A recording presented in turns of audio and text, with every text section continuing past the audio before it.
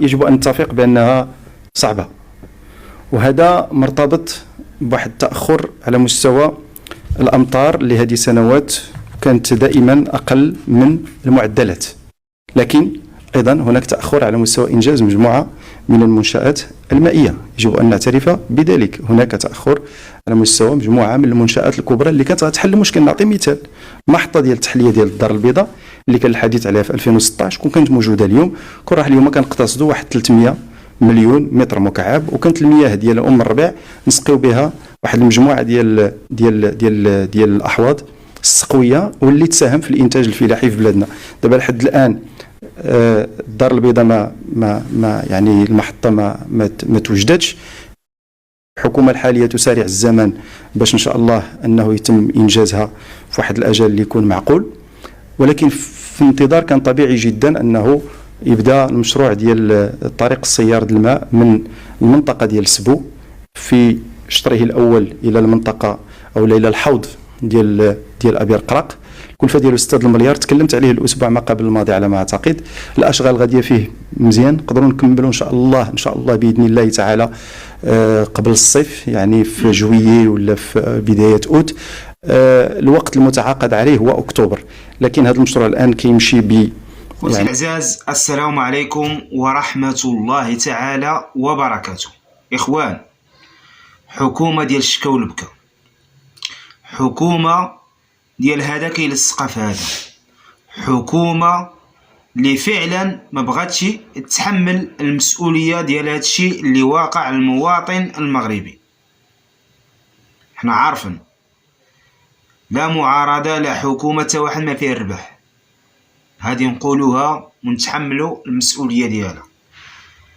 لا حكومة لا معارضة حتى واحد ما فيه الربح، وخير دليل باش تاخذوا المصداقية ديال الكلام ديالي هو هادشي اللي غنقول لكم في هذا المقطع، اللي كنتمنى من الله سبحانه وتعالى تكملوه معنا حتى الاخر وتبارطاجيوه، لان هادشي الاخوان هو اللي خصو يتقال دائما.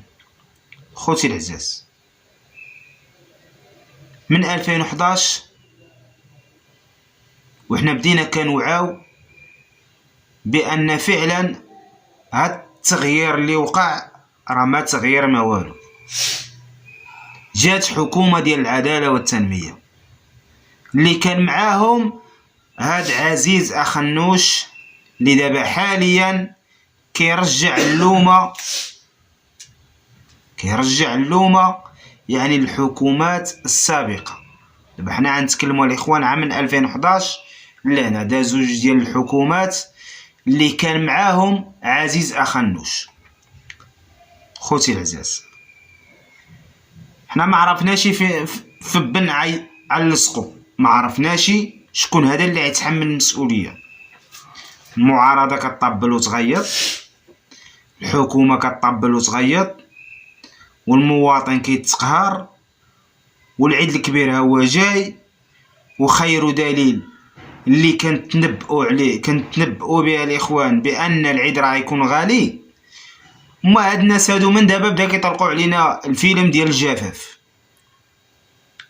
الماء ما كايناشي، والحكومه السابقه هي اللي كانت خصها دير، وانتوما شنو عديروا كحكومه؟ انتوما شنو عديروا؟ والله العظيم هاد الناطق الرسمي ديال الحكومه كل خميس كنتسناو الشكا والبكا، ولا كيتشكاو كثار من المواطن. اخوتي العز، والله العظيم ولاو كيتشكاو كثار من المواطن. إلا كانت الحكومة كتشكى المواطن شنو غيقول؟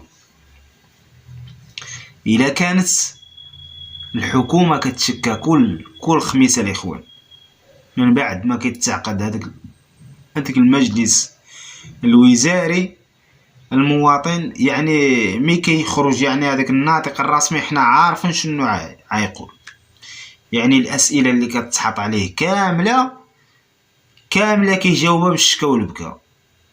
وهاد الاسطوانه ديال الحكومه السابقه اللي ما دارتش الحكومه السابقه، يعني هاد المسؤول اللي دابا حاليا شد انزمام الامور شنو الدور ديالهم؟ ما محلهم من الاعراب. اخوتي العز، والله العظيم ما عرفنا راسنا مع بن عيش، اقسم بالله العلي العظيم الاخوان ما بقينا عارف راسنا مع بن عيش. غير الحكومة تشكى والبكا والله يلطب بينا. خوتي العزاز الرسالة راه هي باينة وواضحة، وغير لما بغيتوش تفهموا. كنتمنى من الله سبحانه وتعالى هذا الميساج يوصل للمسؤولين. خوتي العزاز شكرا لكم جميعا، ودائما شعارنا واحد: الله الوطن الملك. السلام عليكم ورحمة الله تعالى وبركاته.